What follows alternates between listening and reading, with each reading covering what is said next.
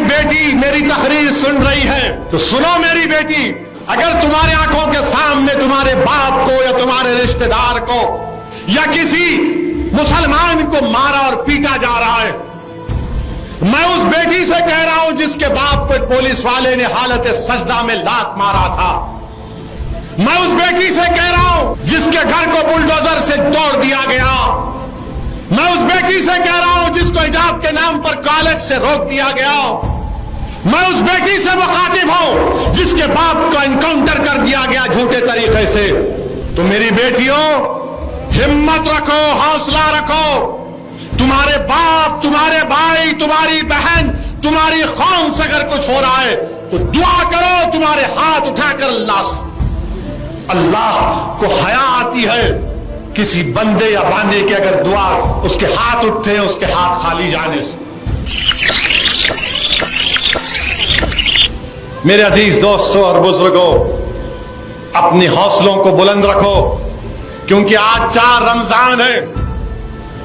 3 رمضان کو شہزادی جنت حضرت فاطمہ کا وصال ہوا۔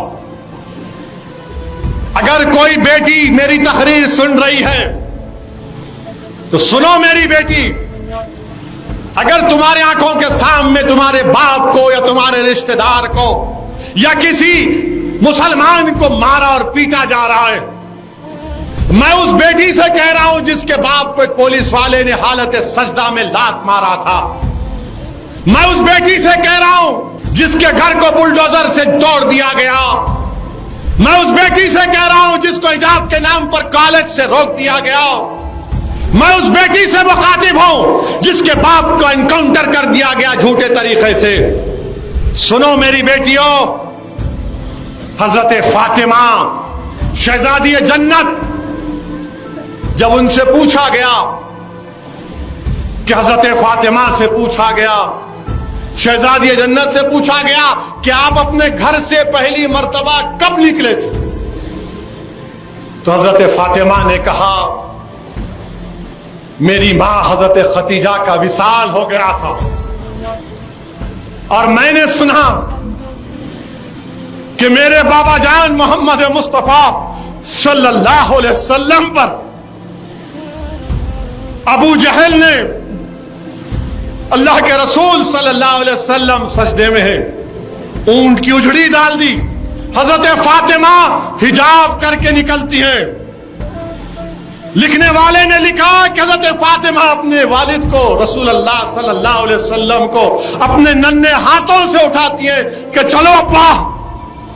حضرت فاطمہ اللہ کے رسول صلی اللہ علیہ وسلم کو کنویں پر لے کر جاتی ہیں، کنویں سے پانی نکالتی ہیں اور پانی سے رسول اللہ صلی اللہ علیہ وسلم کے بالوں کو دھوتی ہیں، زلف مبارک کو دھوتی ہیں، روتی ہیں۔ اللہ کے رسول صلی اللہ علیہ وسلم بھی روتے ہیں۔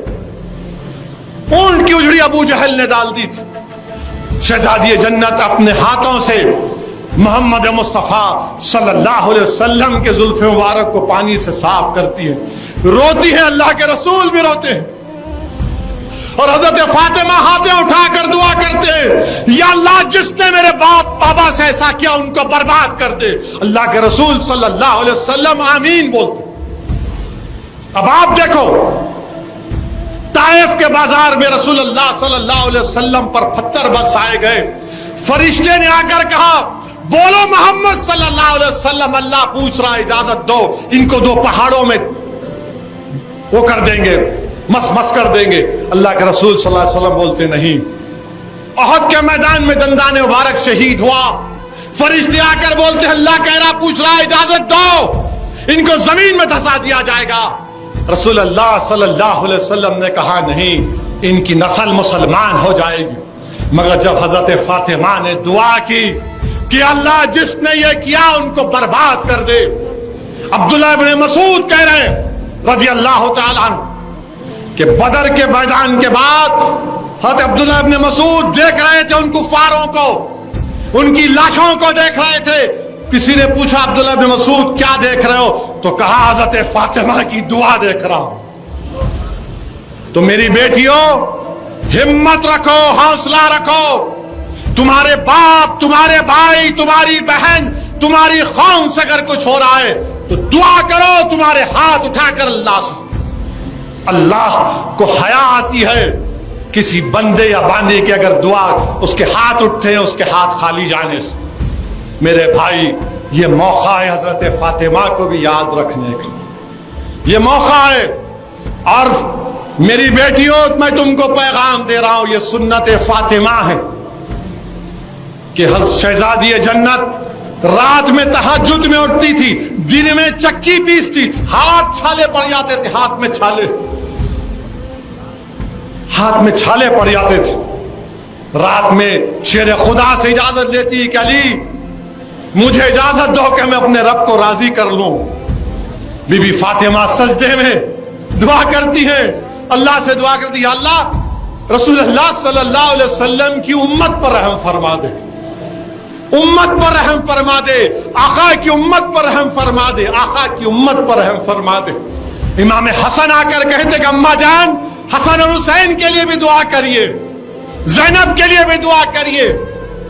بولتے نہیں، پہلے میری رسول اللہ صلی اللہ علیہ وسلم کی امت کا حق ہے۔